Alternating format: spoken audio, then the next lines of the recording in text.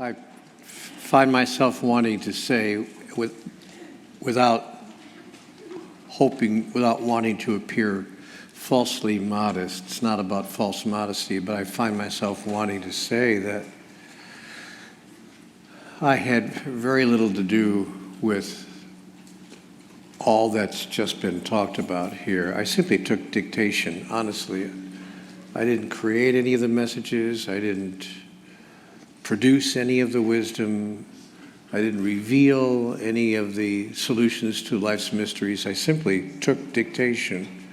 And I'm grateful to God and to life that I had the opportunity to do that. And I want to begin my chat with you today by allowing you to know that this is not something that is exclusive to me, this experience.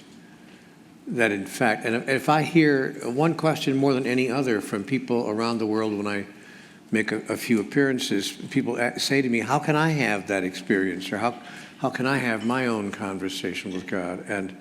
Or can I even have my own? And the answer, of course, as all of you in this room know, the answer is yes, and you are doing it all the time. God is talking to all of us all the time. It's not a question of to whom is God talking, it's a question of who's listening. What we want to make sure we don't do is dismiss the information. I want to say the data, almost I want to say, to dismiss the data that we're receiving from that source of divine wisdom and clarity that resides within all of us, and dismiss it as either coincidence or serendipity or not meaningful or perhaps, you know what's interesting? Many people dismiss the information they receive from the source of wisdom within them because it's too good to be true. And they hear these extraordinarily positive and powerful messages, and they literally reject them and do not act on them because they're too good to be true. And I'm in that category. I said to God in the dialogue, you may remember that passage where I said, gosh, this all seems too good to be true. And God said to me, well, if God can't be too good to be true, who can?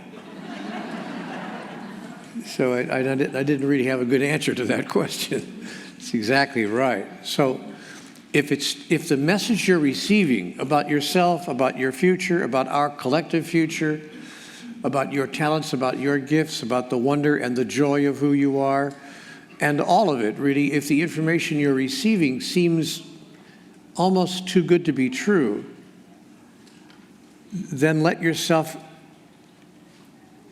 embrace it.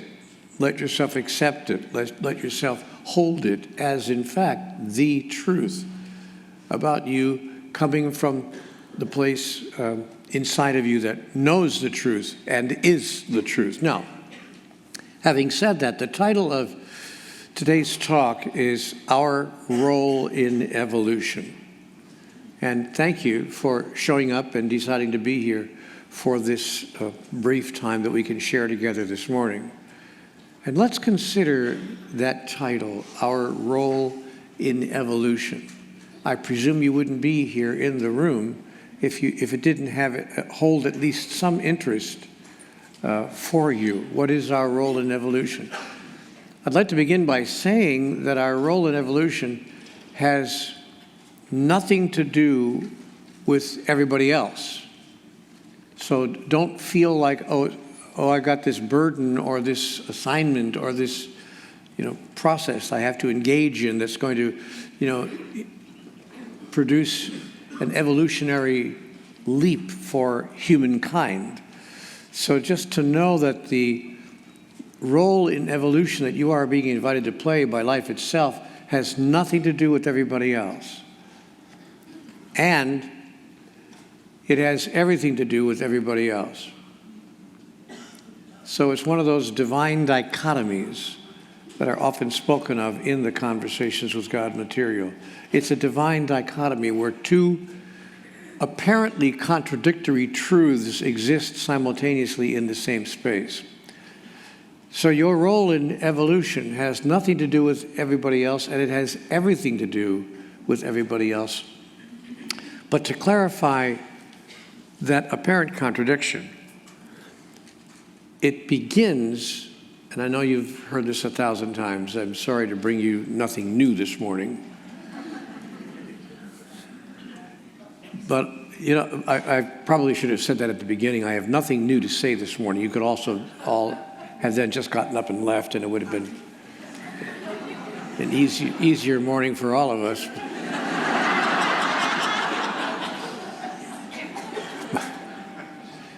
But it's important to know that I have nothing new to say, and the reason you're here is not to be enlightened or appraised of or opened to something new, but merely to be reminded. I want to suggest to you that you brought yourself here this morning to be reminded of what you already know, of what you already understand. So if it sounds like I'm saying, you know, things you've heard 1,000 times before from 100 other so-called messengers and teachers and read in 100 other books and heard yourself in your own mind from the source of your wisdom, if it sounds like all I'm doing is repeating all of that, know that that's the process. That's what's going on. That was designed to be that way. You brought yourself here not to hear anything new, in my view, but to remind yourself of what you already know. So the process of evolution invites us to answer a question, to make a decision, a major decision that we need to address today, in my view. And the decision is not whether you will participate in the process of evolution, but how. You cannot not participate in the process of evolution. You're participating in that process automatically by the living of your life. So it's not a question of whether you're going to participate, even in the larger process that may in fact affect other people, because you are already participating. So the question is not whether you will participate, but how. And I hope to be able to answer or to offer you an answer that's come to be true for me, and see whether it fits in your reality as well this morning. But before I do that, before we get into the how, let me just take a tiny diversion here and talk about why.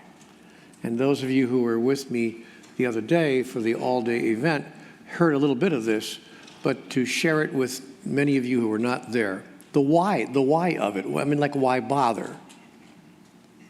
Why can't we just get on with our lives? You know, just do what we do and get on with our lives. Why bother engaging in the process of evolution in a conscious way?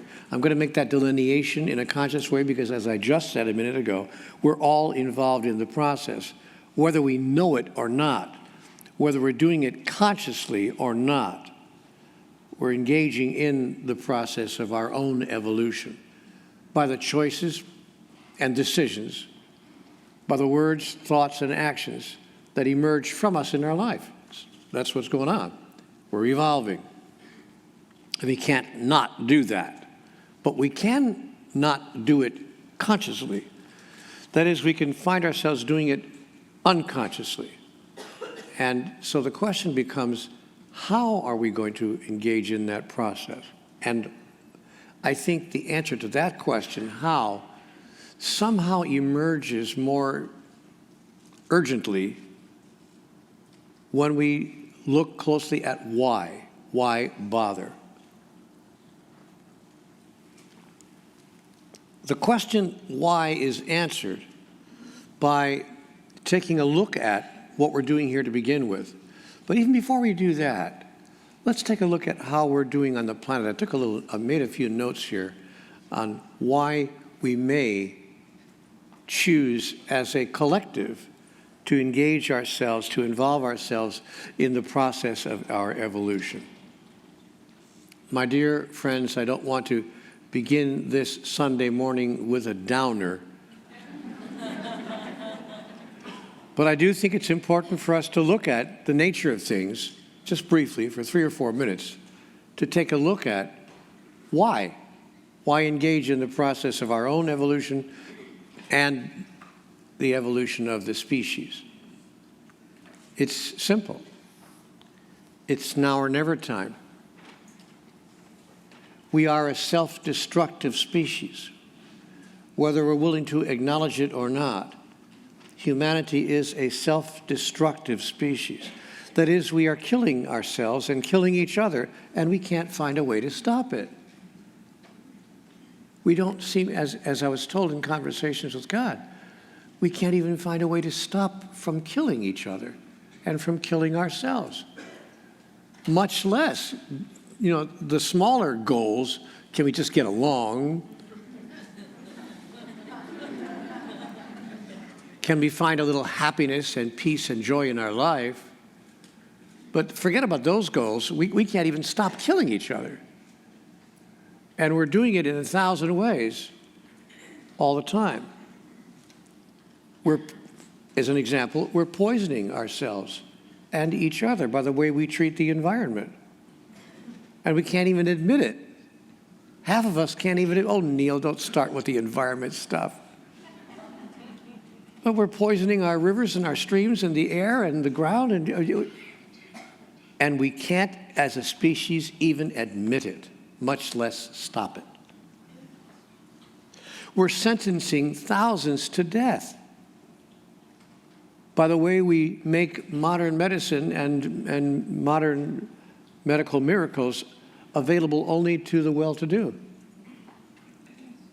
Millions of people can't even have access to the medicines or to the procedures that extend life on this planet. And I speak from experience. Those of you who were there on Friday know that I've recently, about 18 months ago, less than 18 months ago, had open heart surgery. And it was a remarkable procedure where they slice you open and they do what they do, and they do a bypass, and I had a quintuple bypass. So, but to think of something like that in the middle of certain countries of the world, which will go nameless, would be impossible. So when I emerged from the operation, I was aware of not only the miracle of what had occurred, but the miracle that it had occurred, that I was able to access that kind of a procedure. To see, there's nothing to sneeze at.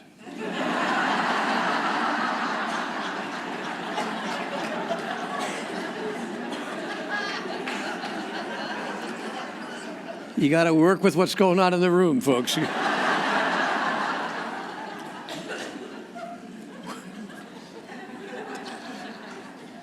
We're killing ourselves by the way we feed ourselves.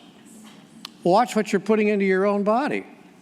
You're killing yourself, and we don't seem actually to care. It's like, oh, Neale, don't start with that now. But we're killing ourselves. We're cutting our lives short, for sure, by the way we're feeding ourselves, or not feeding some of us, by the way we're not feeding some of us. I don't know whether you're aware of it or not, but statistics from the United Nations and other agencies like that tell us that 656 children die on this planet every hour from starvation. Yeah, you heard that right. I didn't say every week or every day, every hour. 656 children die of starvation because of the way we're not feeding ourselves. We can't even get food to them.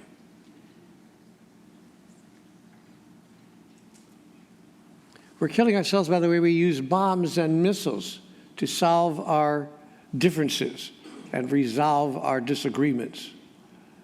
I'll show you. My missile is bigger than yours.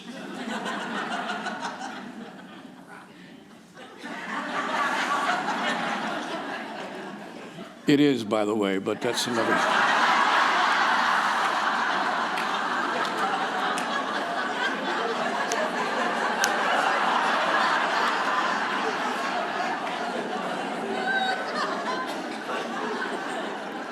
We're killing ourselves by the way we sell certain substances, like tobacco or street drugs. And we sell that stuff knowing that it is killing us to buy it and use it. And there are probably 2 or 3 people in this room that are still buying and using those substances. No judgment here, just an observation, just noticing. We see, we're a self-destructive species. Only a very young species, immature, would do something that they know in advance is not good for them. Oh, Neale, stop it. You got a cigarette? I need to get, This guy Walsh is hard to take. We're killing ourselves by the way we use assault weapons, assault rifles, easily obtainable by children, 18 years old. I mean, you can't get certain prescriptions at that age. But you can buy an assault rifle. You don't have to register it. You don't have to let anybody know you got it. You can buy as many as you want. You can have 10 of them if you want, like some people do. So you can get in there and kill as many people as fast as possible. And we do that in this world. We're killing each other by creating startlingly realistic images of violence and killing, and putting them on huge screens in movie theaters and on television screens as well, and calling it, you ready? Entertainment. Look at some of the movies that we're watching, and we call this entertainment. And we criticize, they went into the Colosseum, and the Romans watched, with the lions, we thought, I was in Rome a few years ago, and I went to the Colosseum, and I thought, how could people have actually sat in these concrete seats, and watched the lions attacking the Christians? How could they have called that entertainment and cheered? And then I realized, okay, maybe we're not doing it in real time, in real life, but we're not that far removed. After all these centuries, we've stopped doing it live in person, but we've created the most incredible images of it so we can continue to look at the horror and the devastation of violence and killing in front of us on a huge screen, sometimes in 3D. And we call it entertainment, or worse yet, we call it games. And we put our children at the ages 6, 7, 8, and 9 in front of. Are you guys really playing? Oh, Neale, it's just a game. It's just a game until I get an actual rifle in my hand and go to high school just a few years later. And we wonder, where did they get such an idea? Where did these kids get such an idea? But we put them in front of this, they become our babysitters.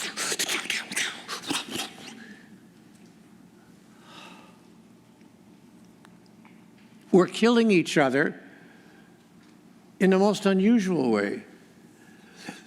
We actually kill people deliberately with malice aforethought, total awareness, by the authority of the state. That is, the government kills people in order to teach people that killing people is not okay.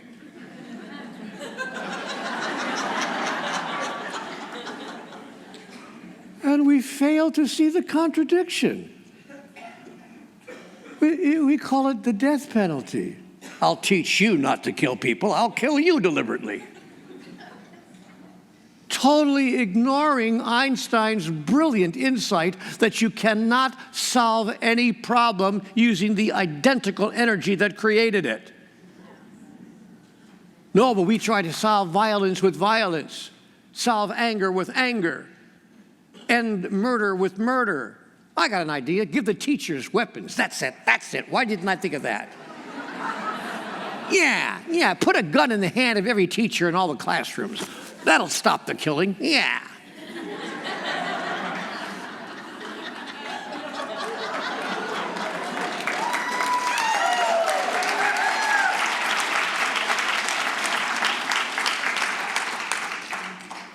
I'm in an insane asylum. The inmates have taken over the asylum. What's going on? And finally, I had one last note here I wanted to read. Oh, yeah, that was the most important one of all. We kill people in the name of God. We use God as our justification for killing other people. We can call it by lots of names, but we kill people in the name of God, and we've been doing it for centuries on this planet. That's the species of which we are members. Now, I understand that none of you are part of most of that. Well, we'll see what you have for lunch.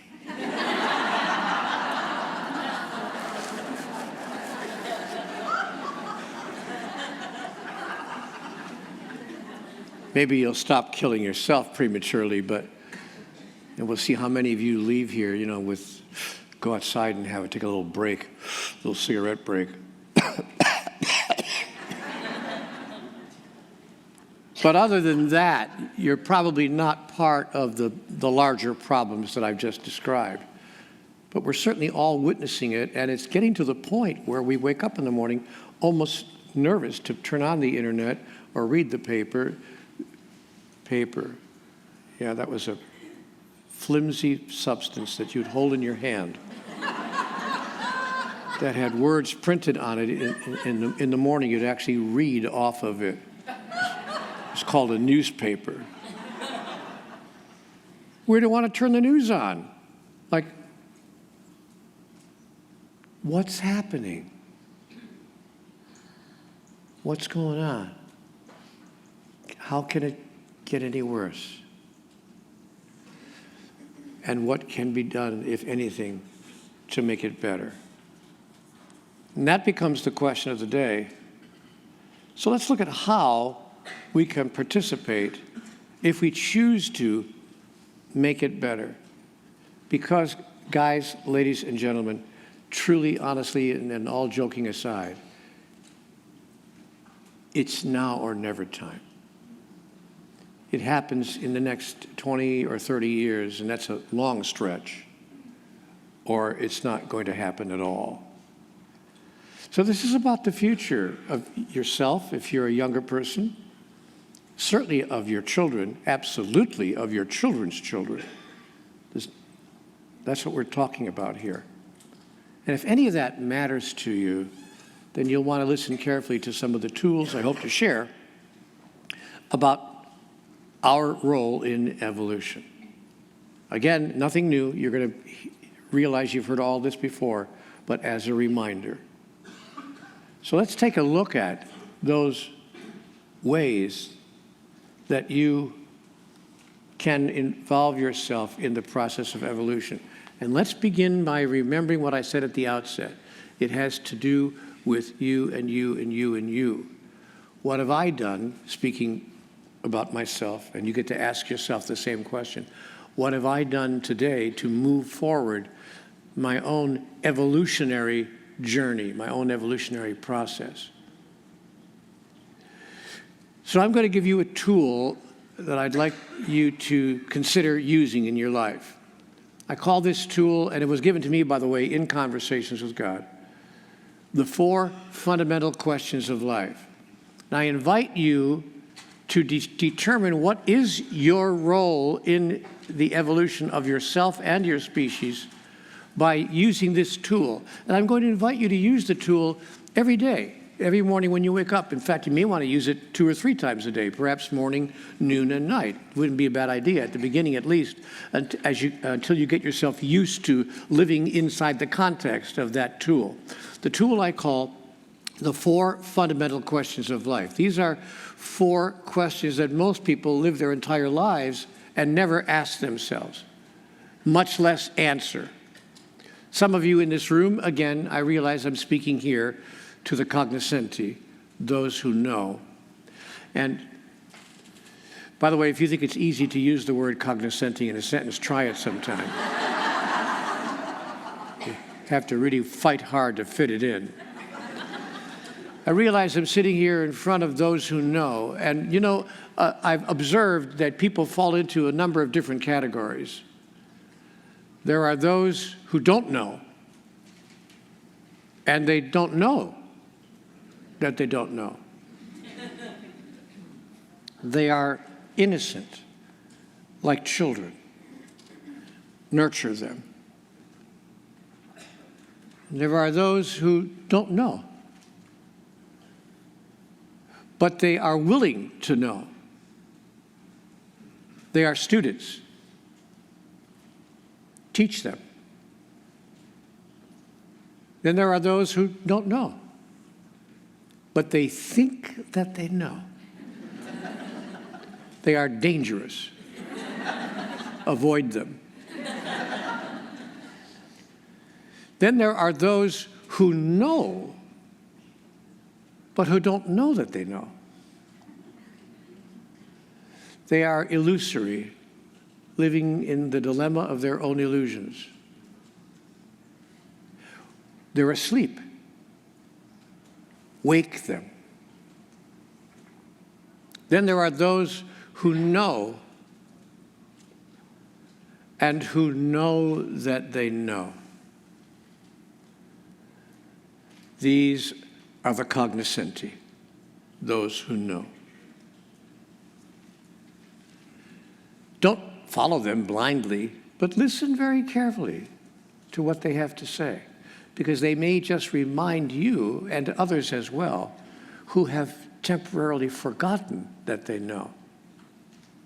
Because there's another category here.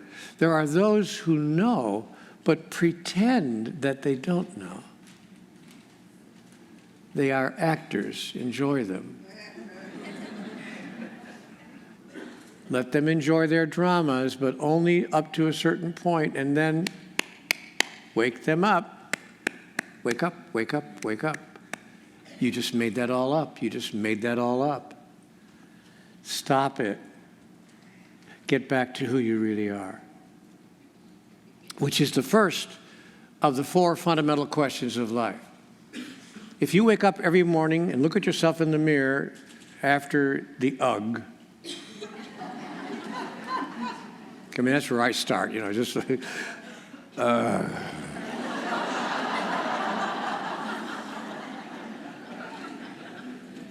But then, you know, I throw some cold water and I feel a little bit better and I look at myself and I realize, you know, it's not so bad. You know, it could be worse. And then I graduate from not so bad, could be worse to I get better and better every day.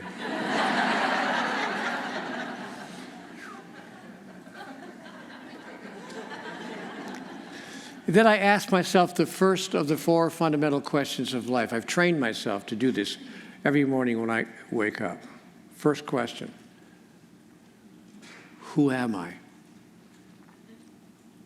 This is the big decision that you have an opportunity to make today. We talked about this on Friday, for those of you who were there. Forgive the repetition, but I have only one message. Who am I becomes the key question of your life. Are you a physical entity, a physical being, a chemical creature, if you please, you know, a combination of chemical elements that forms and shapes itself this way, as opposed to forming and shaping itself as a dolphin or a whale or a bird in the sky or a fish in the sea, just another biological, chemical entity in this particular form. And you may think that this is the most sophisticated of all the life forms on the planet. I wouldn't guarantee that, by the way. There's some question as to whether dolphins and whales may have a way to engage in their society that's far more elevated than our own, but that's another whole workshop. I'll let Lisa Nichols handle that one.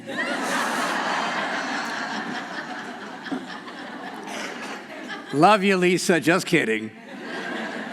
But is that who we are? Basically a chemical creature? That we're born, we live, we have this experience, we die, and that's it? Or is it possible, just possible, that we're more than that? that we are actually not a chemical creature, but a spiritual entity. A spiritual entity that has a body and a mind, but that is not their body and their mind. Just understands that that's something you have, like equipment, tools. So you have your body and your mind, but you're not your body and your mind. But you are that which has a body and a mind. If you decide that that's who you are, and many of you in this room have already made that decision, yes, that describes me. I am a spiritual entity with a body and a mind. But then we needs must ask ourselves the next obvious question. Why? Why would I have a body and a mind? What am I doing with these tools? What's the point of it? Why would my spirit put me here of all places and cause me to stay here for 20, 30, 40, 50, 60, 70 or more years? I never thought I'd reach the age that I am. I'm an old person. I wake up in the morning and I look in the mirror, really, and I say, wow, still here.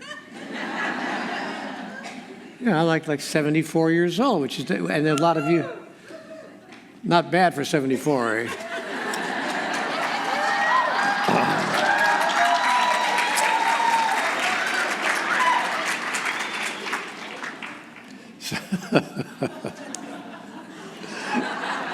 I was telling somebody the other day at dinner, I started my public career as a stand-up comic. Not many people know that, but I did stand up, and I clearly still do.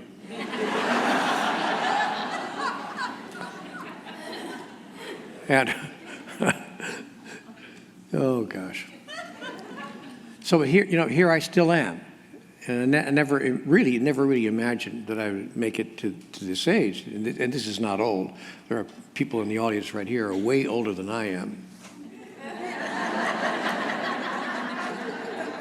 Like you, sir. And a few of you. And still haven't answered the question to their own satisfaction. Still haven't come to a conclusion after all those years. Really, truly, honestly, what's it all about, Alfie? What am I doing here? What's the agenda? Somebody tell me the agenda. Somebody give me the rules. I'll play. I promise I'll play. Just give me the rule book. And after you give me the rules, don't change them. Because they keep changing every 24 hours. What are the rules and what am I doing here? What's the point? If we are, in fact, spiritual entities. By the way, I'm just curious. Just take a quick survey. A survey says, how many of you think of yourself as a spiritual entity, not simply a chemical creature? That's practically everybody in the room. Would the lady in the second row, 2 chairs in, please leave the room?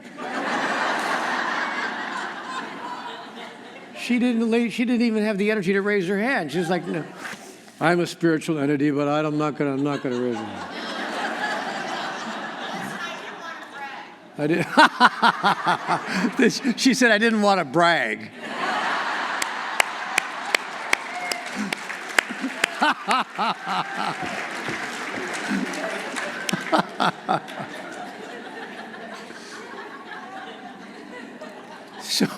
So if you really imagine yourself to be a spiritual entity and not simply a chemical creature, really and truly, there have to be some mornings of your life, some days of your existence, sometimes driving down the road or in the shower stall or whatever, when you have to examine the question, you must once in a while ask yourself, why?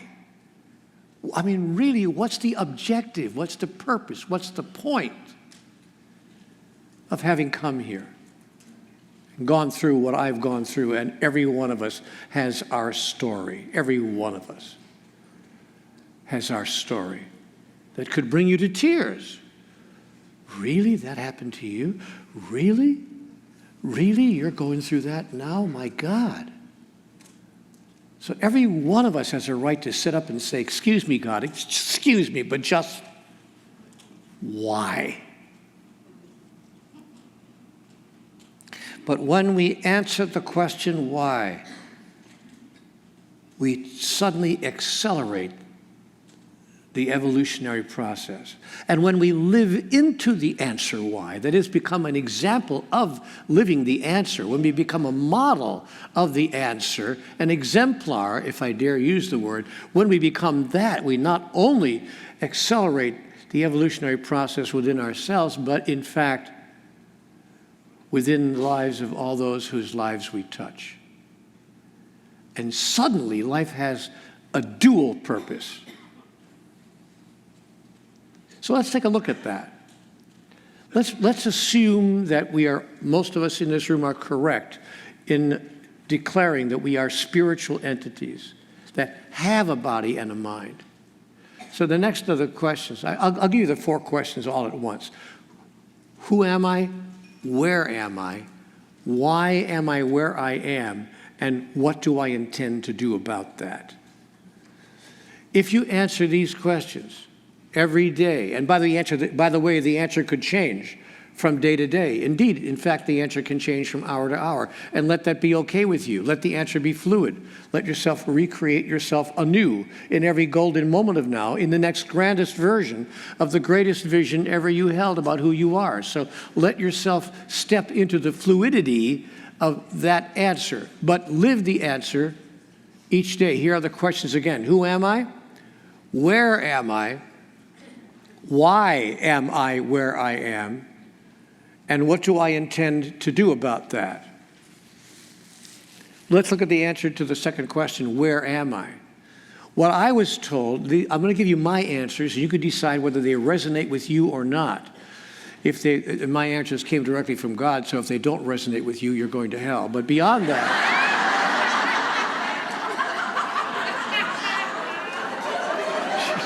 she's like, I don't think that's funny at all. Come on, the whole room is laughing. Surely you got the joke.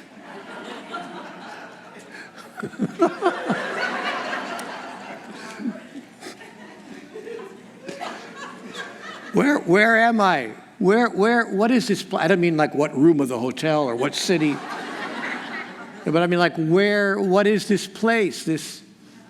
It turns out it's the realm of the physical.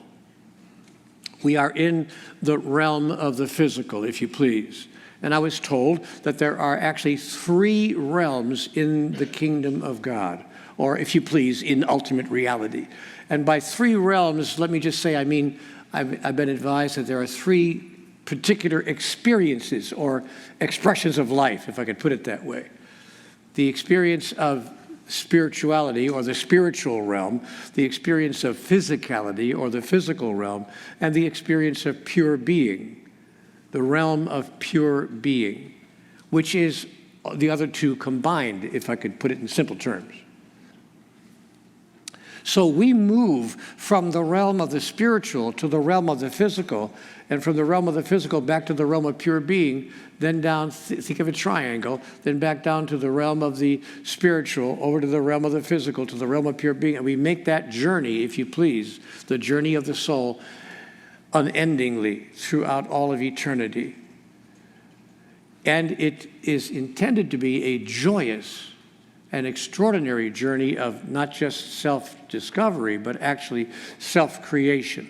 The purpose of which is for each element of life itself, each expression of life, to know itself in its truest identity, or to put it in simple terms, for us to understand and to experience ourselves as individuations of divinity. So that's the agenda. That's where we are in the realm of the physical. And the agenda is for us to be able to demonstrate and experience at the level of soul, using the tools of the body and the mind, to experience ourselves and express ourselves as who we really are, individuations of divinity.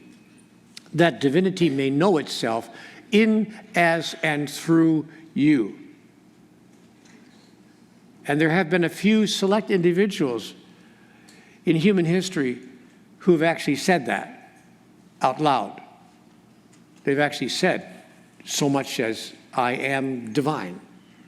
I am that which is divine. And I've come here to demonstrate that, so that I might know myself as that. They also said, so are you. We didn't believe the second part of their statement. We said, oh yeah, you are, but not me. So we turned them into items of worship rather than simply human beings whose example we could follow.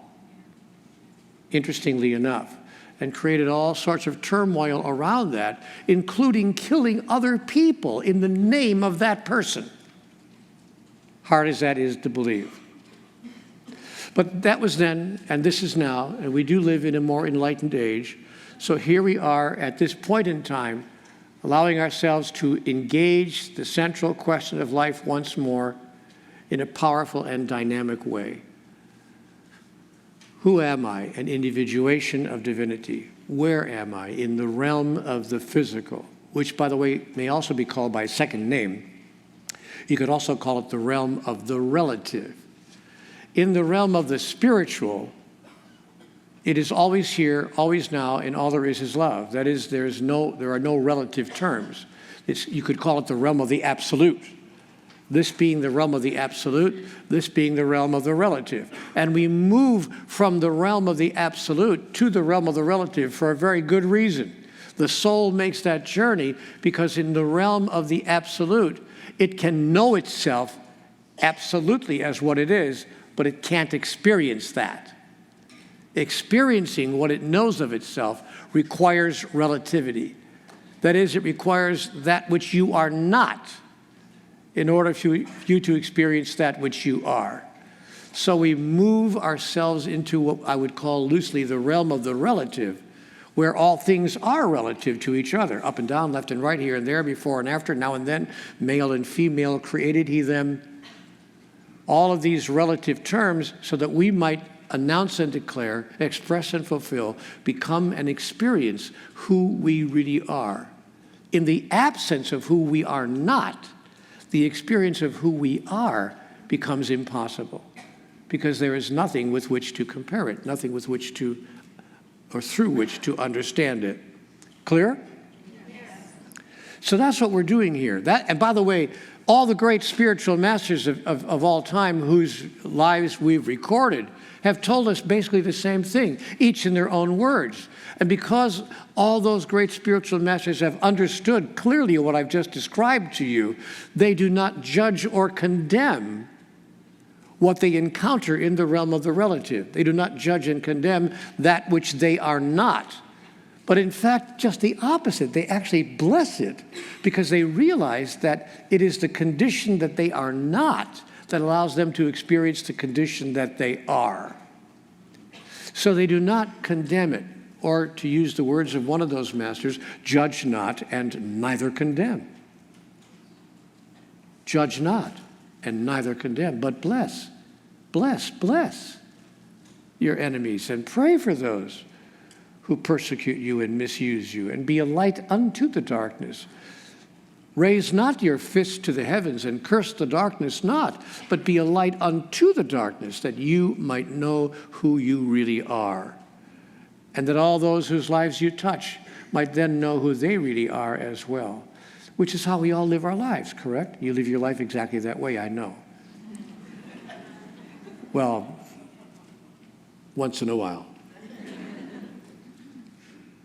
But if we can begin to live our lives absent judgment, to say nothing about absent punishment.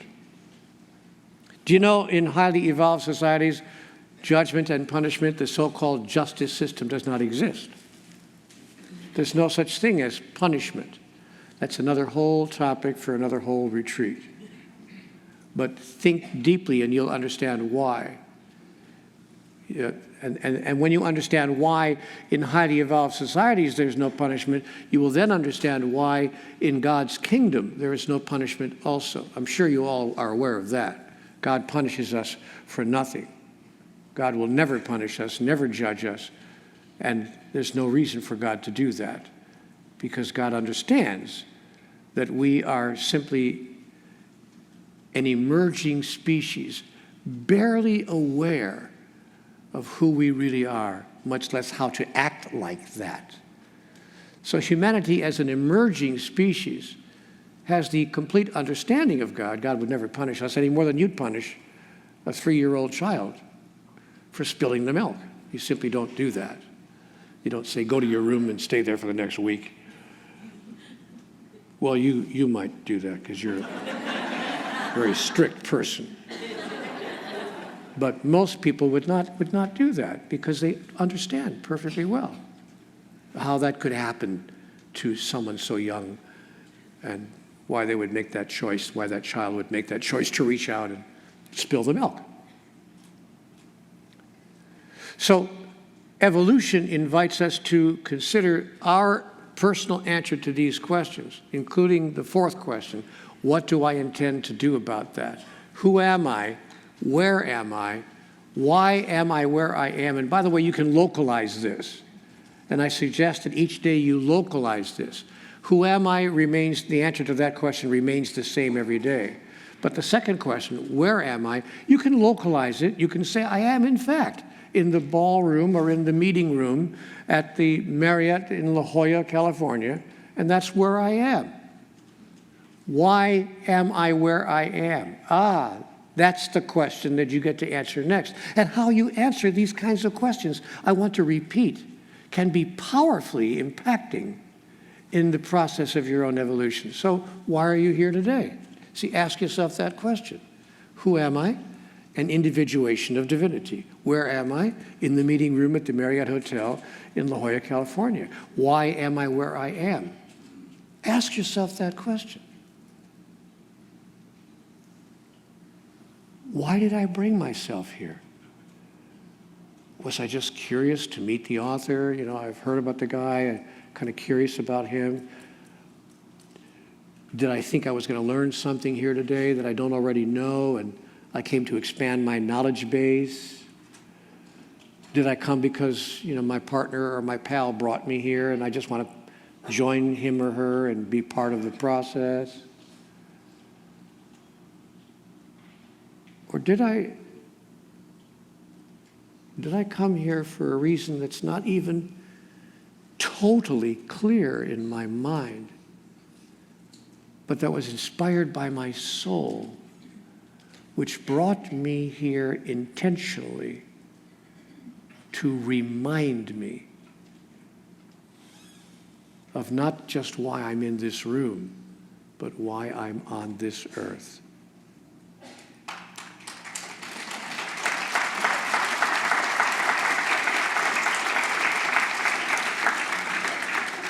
Is it possible that I came here for such an elevated reason? I mean, really, are we making it all up? Is it possible that that's actually why we came here, to this time and place, to remind ourselves of the whole process and the whole purpose of life?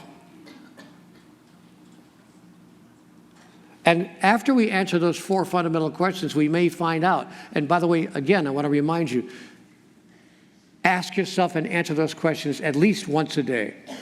Every morning, let that be the beginning of your day. And do it more than once a day until you get used to it if you want to. But let this be part of your evolutionary process, to ask and answer those questions on a regular basis. And after you get into that rhythm of encountering those questions on a daily basis, you will find, I believe, if your experience is anything like mine, you'll find your whole life being rearranged, your whole understanding of life being rearranged. Everything will be changed in terms of how they feel and the motivation, the reason for doing and saying and thinking what you're doing, saying, and thinking. It'll really rearrange your whole life. And it won't seem the same anymore. It won't seem like, it seemed before you engage this process on a regular basis. You will find your priorities in life changing dramatically as you rearrange your life. I didn't get this until I had my conversations with God. I couldn't understand why I couldn't get my life to work. By the way, I was professionally successful. And I was, successful in relationships if you consider sequential relationships one after the other successful. I mean, I had no problem, creating relationships. Why are you laughing? Were you? Oh, it's my ex out there. I forgot. No wonder she's laughing at me. But I had no problem, creating relationships. I had no problem even creating marriages. I believed in the power and the magnificence and the joy and the sacredness of the marriage relationship. So I did get married, and I got married a second time, and then I got married a third time. Then I got married a fourth time. Then I got married a fifth time.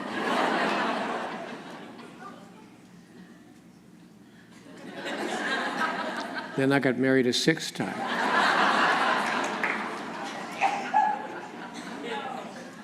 Not no, yes.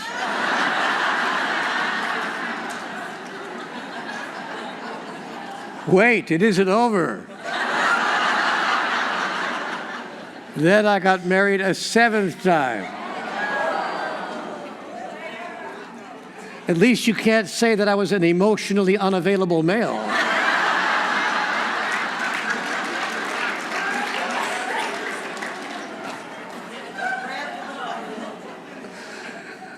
Honestly, I know you're going to find this hard to believe, and I'm not bragging about this. I'm using it as an example.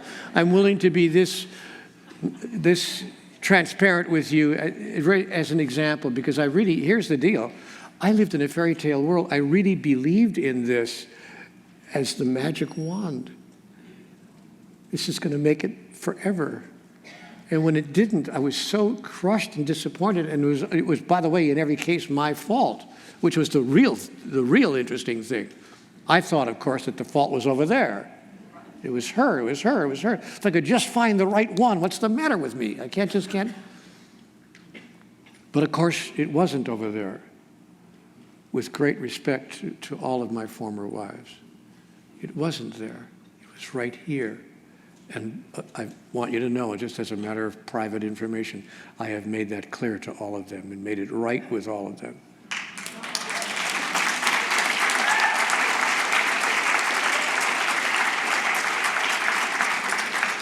And sat down with all of them and asked them, actually begged them, can you possibly understand and help me to live with the fact that my personal growth did so much damage to you? I'm so sorry that I had to hurt you as I did so that I could somehow grow up, Neale, grow up.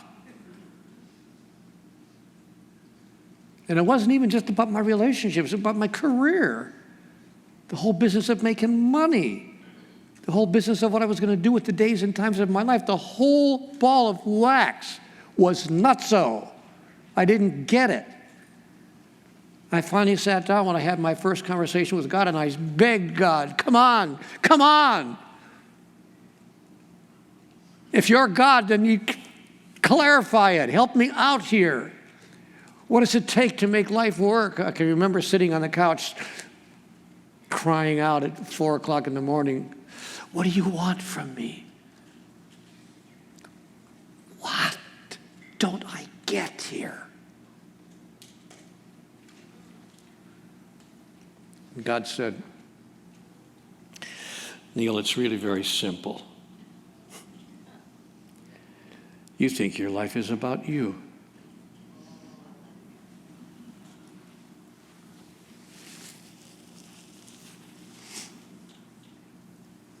And your life has nothing to do with you. It's about everyone whose life you touch and the way in which you touch it.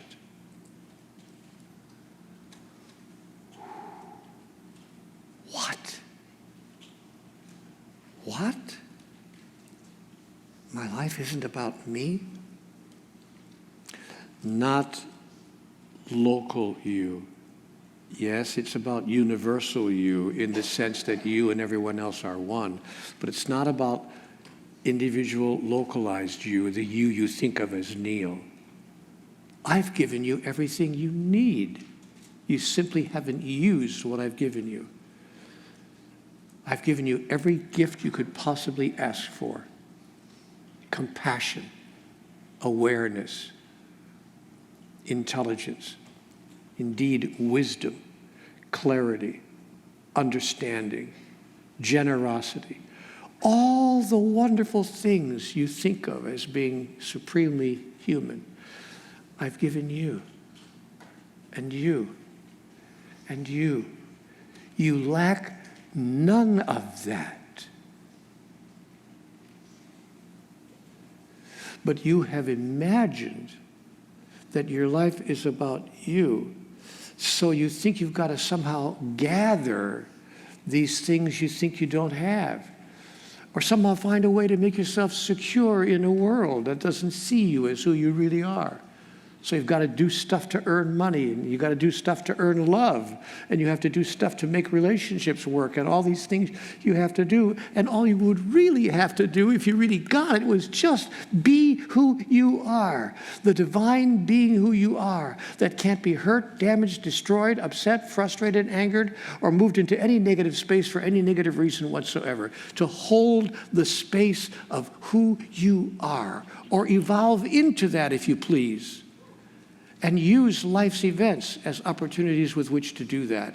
And if you simply did that, you would find that everything else that you thought you had to strain for and stress for and struggle for would fall in on you automatically, virtually without effort. Or as someone far more eloquent than I will ever be once said in his own words,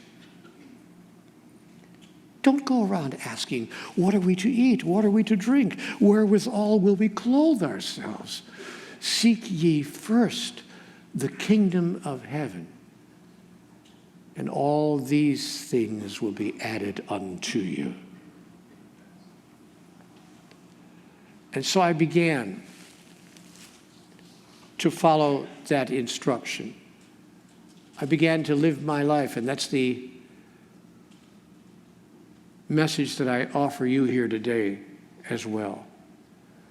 I began to live my life as if my life had nothing to do with me, as if I needed nothing, required nothing, lacked nothing, demanded nothing, even in a sense requested nothing, but simply chose to use the days and times, the minutes, the hours, the events of my life as opportunities for me to demonstrate that I already have all of that I am the source of it, that I am not looking for some other person, place, or event to source it to me, but that I am the source of all the things I thought I needed to struggle and strain for. I am the source of that in the lives of everyone whose life I touch. Or as someone else said, gosh, could we dare to repeat what he said? I have come that you may have life, and that you may have it more abundantly. Who says that? Unless you really think you are divine. Who says that? But what if you said it just as an experiment? Try it just today, for once. Just try it once. See if it shifts your ground of being. If you try it just for, shall we say, an hour, sometime today. For 1 hour today, walk into the space, whatever space you're walking into. Maybe it's the lunchroom, the restaurant, who knows, wherever you are. Pick an hour today and allow yourself just for that hour to think to yourself. I wouldn't say it out loud. Probably would advise against saying it out loud. But allow yourself to think it in your mind, sincerely, really, all joking aside.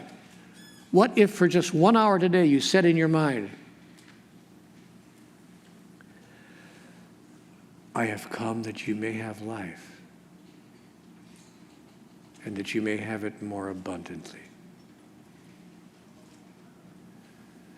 There's no other reason for me to be here. I need nothing from you. not your admiration, not your love, not your approval, certainly not your physical things. I don't need your money. I don't need your car. I don't need your house. I don't need your body. I don't need anything. Honestly, I need nothing from you. I have but one desire, to make sure that you see, that you know, that you experience, that you understand, and that you have an opportunity to express who you really are. I have come here to give you back to yourself. And the extraordinary thing about that is, should you live your life that way, even a few hours here or there that way, it's an amazing thing that will happen. People will suddenly look at you. First they'll say, what are you on? What are you smoking? But after they get that, no, this is the new you. This is the transformed you. This is the evolved you. You finally, after all these years, figured out what you're doing here and figured out that it has nothing to do with you. It has to do with all those who have forgotten, failed to remember that they too have been given everything, but they don't know it. They don't believe it because it's too good to be true. It's too good to be true. So the question in life through which you engage and accelerate your evolution is, can you believe the highest thought you ever dared to hold about yourself? And then, if you actually embrace and hold that thought as your truth, I'm not making it up, I'm not imagining it, I'm not spinning out here, this is actually what's true about me. Then, when you embrace that highest, grandest thought you ever had about yourself, then you can embrace that thought about others as well. Only when I see who I am and embrace who I am at the highest level can I possibly see who you are. So I see that my life, in that sense, has nothing to do with me. It's about everyone whose life I touch and the way in which I touch it.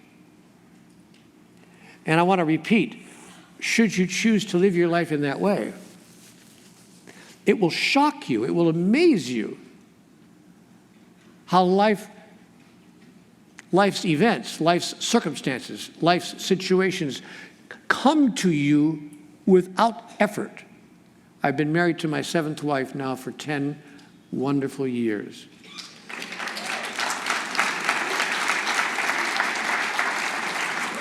And she doesn't mind my telling this story because I'm not bragging about it. I'm wanting to illustrate. This is an illustration. So this is not a brag. This is not a boast. This is an illustration. Not only have I had 10 wonderful years with this extraordinary woman, she asked me to marry her. And I knew that she was extraordinary. When I met her, it was really love at first sight. I was like, oh my God, I mean, after all my failures and all my inability, how could I be blessed? But I had made that shift, you see. I had made that shift. I want you to know in life, shift happens.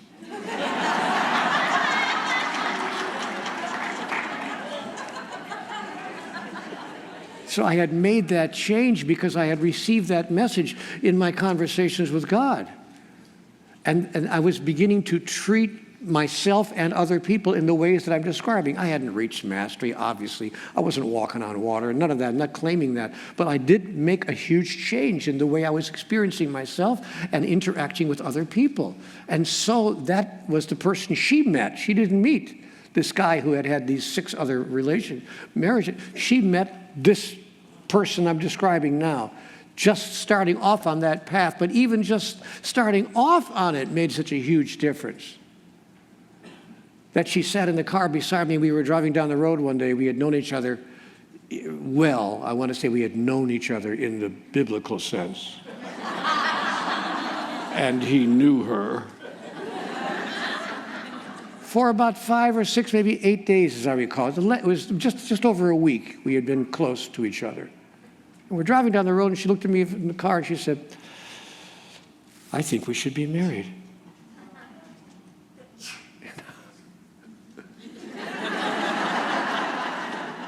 Don't say that to me twice. She said, no, really. I really think we should be married. Done.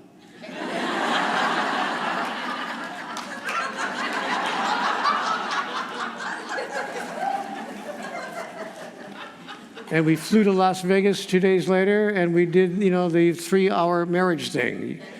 You go to the courthouse, you get the license, you go to a marriage chapel, and you walk out and you're married. And that was 10 wonderful years ago, 10 years with the greatest gift of my life. And you may think that when I said the greatest gift of my life, I meant my wife, although she is a huge gift. The greatest gift of my life was my finally learning what love was really all about. Love understood, finally. It had nothing to do with here. It was how I related over there. But I could only relate that way to my wife if I was clear that I needed nothing, required nothing, demanded nothing, was lacking nothing, searching for nothing, not even searching for love, but that I was the source of all that I was searching for. I am the source. Dare I say that out loud? Much less dare I live it in my life. And that which you source to another comes back to you automatically. Here's the formula that they didn't tell me in high school, in grade school, in my family of origin. Nobody said it directly to me. That which you source to another comes back to you automatically for an astonishingly simple and clear reason.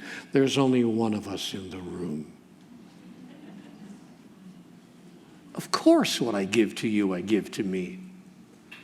Of course. Because there's nobody else here. There's only one of us in the room. You got to forgive me, I cry at my own stuff.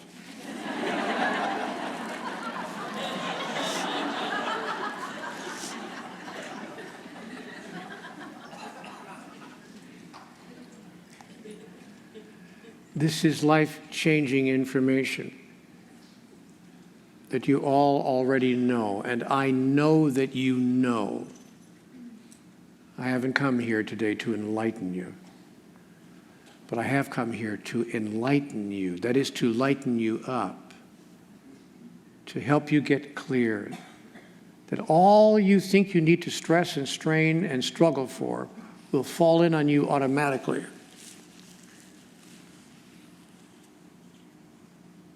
Without you having to reach for it at all. When you become the source, it's like magic. You become the sorcerer. When you become make a list when you get to your room tonight of 3 things you wish you had more of in your life. This is an interesting exercise. Make a list of 3 things you wish you had more of in your life right now, whatever it might be. And then tomorrow, make yourself experience that you are the source of those 3 things, one of those 3 things in the life of another. By the way, here's what's interesting about this exercise. When you do this exercise, 3 things I would like more of in my life. In the next 48 hours, in the next 48 to 72 hours, in the next 2 or 3 days, you will meet someone who absolutely feels they have less of that than they want and is looking for that. Actually begging life for it. And you can be the source of that in their life. And what moves through you sticks to you. That's the magic formula. As you become the source of it in the life of another, whatever it is, financial help, companionship, whatever it might be, wisdom, clarity, as you become the source of that in the life of another, it flows through you and sticks to you. That is, you have a sudden realization that you already have that. to give. You just didn't think that you did until somebody else needed it even more than you. And then you give them that compassion, that understanding, that clarity, that companionship, that patience, that awareness, that wisdom, that love. You give them that, and then you realize, oh my gosh, I had it here all along. I had it here all along. And the more I give, the more I receive. Why didn't somebody tell me this at the beginning? Why did I have to wait till I was a half century old to hear this? So I want you to know that these wisdoms are what can change your life overnight. But be careful. Be careful. Because your life will change. People will look at you and say, what's up? What did you drink the Kool-Aid? What happened to you?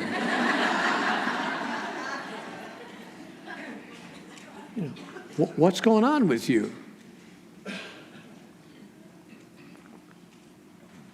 And you will say, I have embraced at last who I really am and why I really came here. And I've become clear. And I have become the source. And I have evolved into that, and I've just begun. That process of evolution will go on now, forever, and even forevermore. Now, don't end stuff. Don't end your relationship or end your job or quit your job or, or move to a different city or think that somehow everything, all the cards have to be thrown in the air and everything in your whole life has to change. It's not necessary. Not necessary for you to do that. So don't think that transformation means disruption. You can continue to do the day-to-day doingnesses of your life, much as you've done them before, but you will find that you'll be doing it for a different reason. You'll find that you will be going to work, engaging in your relationship, even smaller things like eating this particular meal as opposed to that, wearing this and not that. You'll find that you'll be doing the things that you are doing in your life for an entirely different reason. As a demonstration, everything that you think, say, and do will suddenly become a demonstration of who you now understand yourself to be and why you now understand yourself to be right here, right now, in this time and place. And your life will be driven by what I call the magic question. Here's a magic question that I invite you to ask yourself in advance of any decision, any choice that comes up for you in life. It could be a small choice, like, as I mentioned, what's on the menu for lunch. It could be a small choice, like, gee, I wonder what I'll have for lunch. Or it could be a large choice, like, gee, I wonder who I'll live the rest of my life with. Or what will I do for my career? Or what is what is the gift I have to give? Or whatever the large choice might be. Small or large, before any choice is made by you, engage what I call the magic question. Here it comes. You ready? And what does this have to do with the agenda of my soul? And what does this have to do with the agenda of my soul? Let's say you're in the kitchen and your beloved and you are not having the most pleasant moment. It happens even between people who love each other dearly. Something didn't go quite right and there's a little bit of a tiff. Not a big blowout, not a big argument, but a little bit of a, unpleasantness.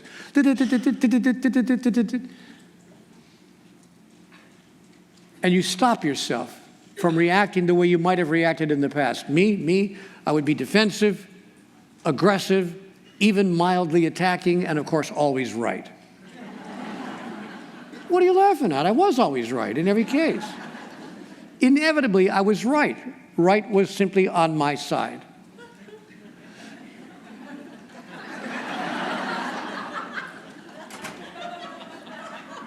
You are in deep trouble, lady. So, but now when that moment happens, and it happens in the lives of all of us, it's just a little bit of an unpleasantness, it starts to go, and I stop myself and I ask myself life's magic question, and what does this have to do with the agenda of my soul?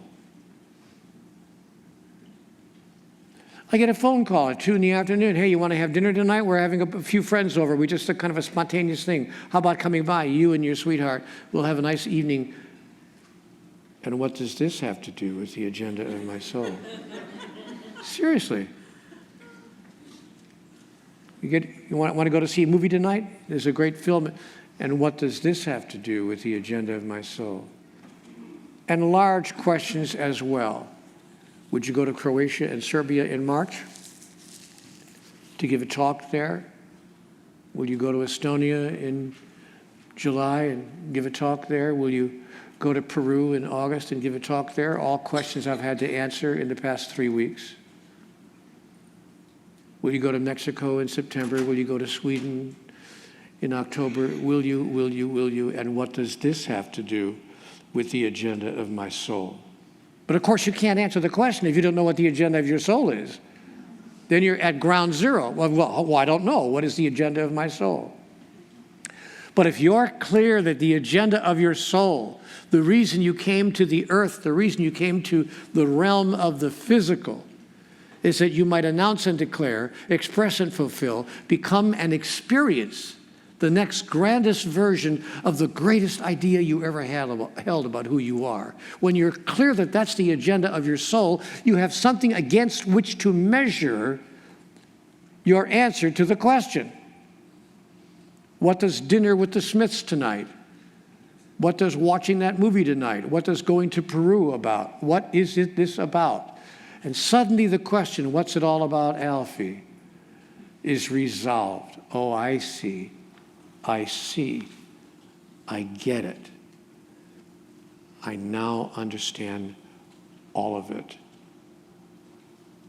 And I feel peaceful and joyful and ready. F-E-A-R, feeling excited and ready.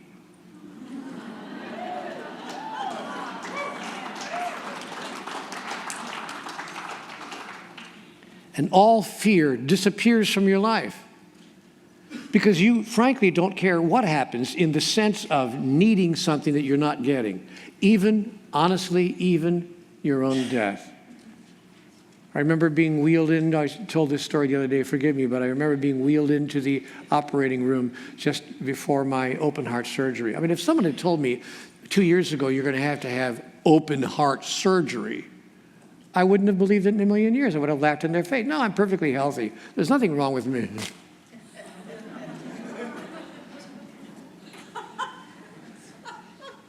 So, but they said, no, you need open heart surgery. So I go, but you know what? I remember being wheeled into that operating suite, from the prep room, and the wheels, the gurney, and I'm kind of like, this is totally okay. I'm going to survive this operation or I'm not. I'm okay. Thank you, God. Thank you, God, for at least making something clear to me. I begged you. What do you want from me? God said, nothing. What am I supposed to be doing here? What you choose. Oh, come on, give me some answers. You're supposed to have some answers. God says, no, you give me some answers. You're supposed to have some answers.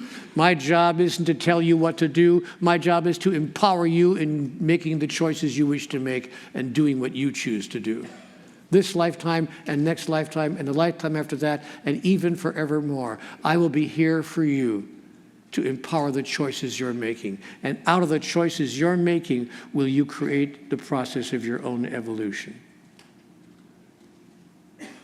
And out of that clarity will come your peace. Finally, the peace that passeth all understanding. I could, of course, be wrong about all of this. I want you all to understand that. I don't sit here and imagine for 1 second that I've got all the answers for all of humanity. I can only tell you what has worked for me. But if you have the slightest interest in experimenting in your own life to see what could work for you to make it even better than it is now, and I realize that your lives are wonderful right now. I mean, look where you're sitting in La Jolla, California. You know, and I know that this is a wonderful place to be. And there are a lot of people. Is anybody here who actually lives in or near La Jolla? 4 people. Look at that, 6 people. So I know it's a wonderful place to be, and you know. So obviously your lives are going very well. So you don't need a lot of coaching.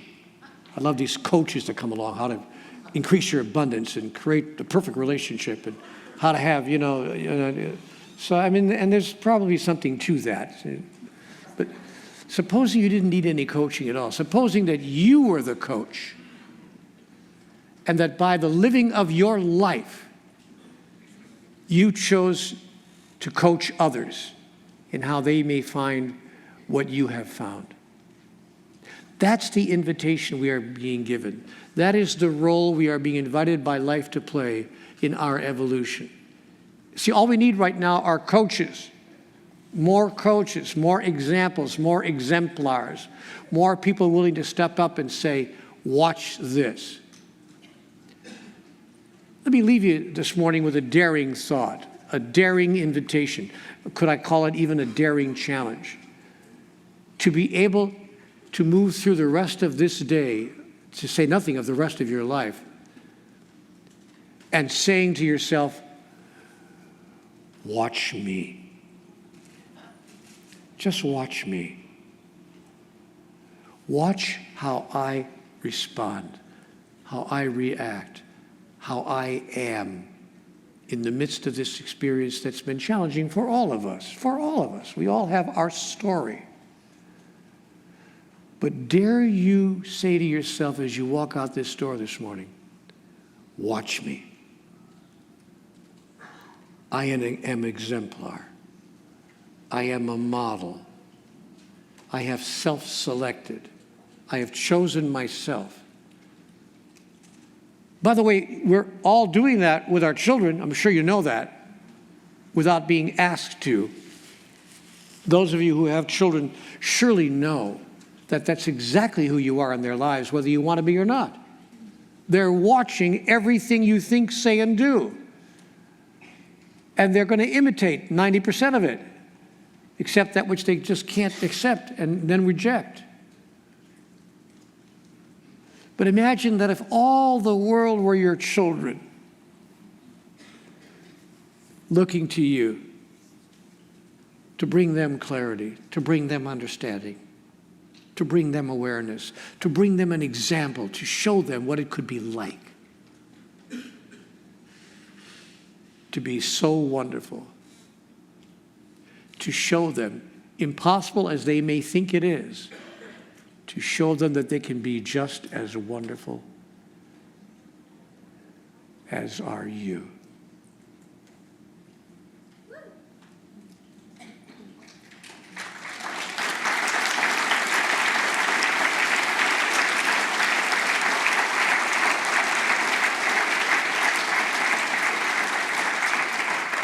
That's the role we can play in our evolution.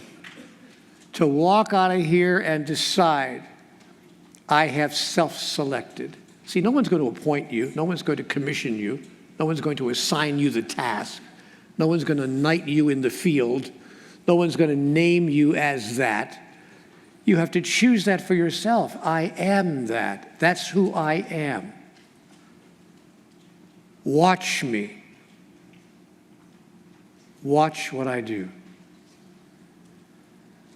Wow, what a challenge. Try it just for today, just for this afternoon. And then as you get used to, as you become accustomed to living into your own magnificence and the wonder of who you are, because you know, I'm not kidding you, you're aware There is no one more generous than you when the chips are down. When somebody really needs something, you don't say, no, I don't have it. Even when you don't think you have it, you give it anyway. And you find a way. Even when you don't think you have the money to offer or the time to give or the energy, you give it anyway. You know you do. I'm not kidding you. I'm not lying to your face. You know how magnificent you are. We're all just one step away from being that magnificent all the time. What stops us is the idea that we can't do that all the time because we have to survive. I mean, how could we survive? How could we live? We have to take care of ourselves too. And by the way, this is not about not taking care of yourself. This is about putting yourself on the list of those you love without condition. This is not about not taking care of yourself, but this is about shifting your understanding of the fundamental instinct. Guys, the fundamental instinct is not survival. We've been told by anthropologists and those who know that the basic instinct of humanity is survival. Wrong.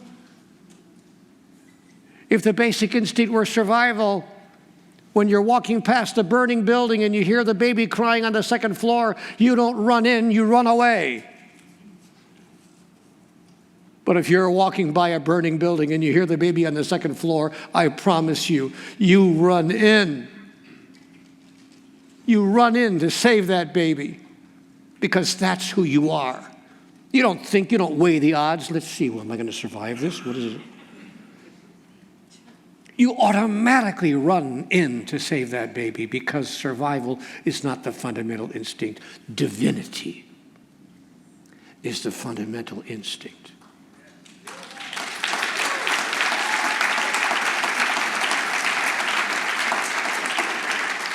So how do we play the highest, most powerful process in our own evolution? Consider when you walk out that door, every moment of your life as a burning building moment.